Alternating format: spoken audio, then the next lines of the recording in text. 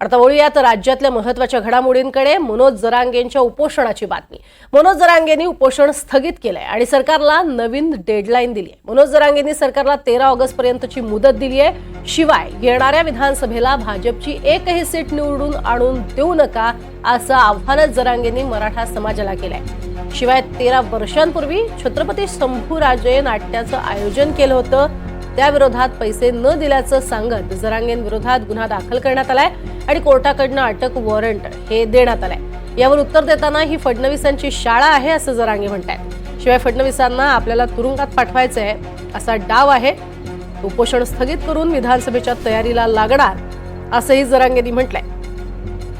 तर जरांगेंनी उपोषण स्थगित केलंय आणि 13 ऑगस्ट ही सरकारला नवीन डेडलाईन दिली आहे आणि विधानसभेत सध्याच्या सरकारला पाडणार असं सुद्धा आव्हान दिलंय। भाजपची एकही सीट, एकही जागा निवडून आणू नका असं आव्हानच त्यांनी मराठा समाजाला केलेलं आहे आणि फडणवीसांचीच ही शाळा असल्याचं म्हटलंय। दरम्यान उपोषण आणि सरकारला दिलेल्या नव्या मुदतीवर जरांगे काय म्हणालेत पाहूया।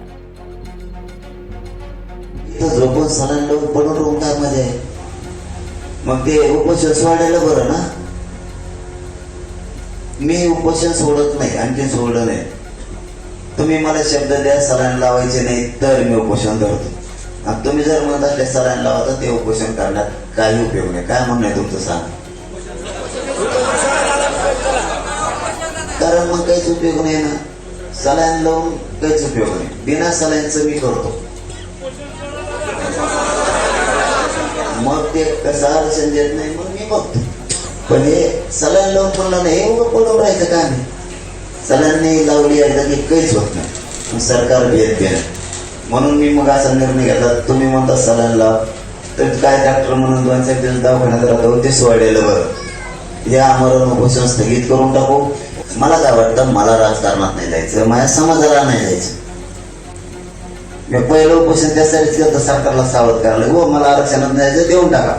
ते म्हणले ती 1 महिन्याचा वेळ दिला तरी त्यांनी केलं नाही, तर ते 1 मीडियात काय म्हणायला लागले 2 महिन्याचा वेळ मागितला होता। मग पहिला ते दिलता 13 जून ते 13 जुलै। आता किती होतोय 13 जुलै ते 13 ऑगस्ट त्याला घेऊन टाका जाऊन।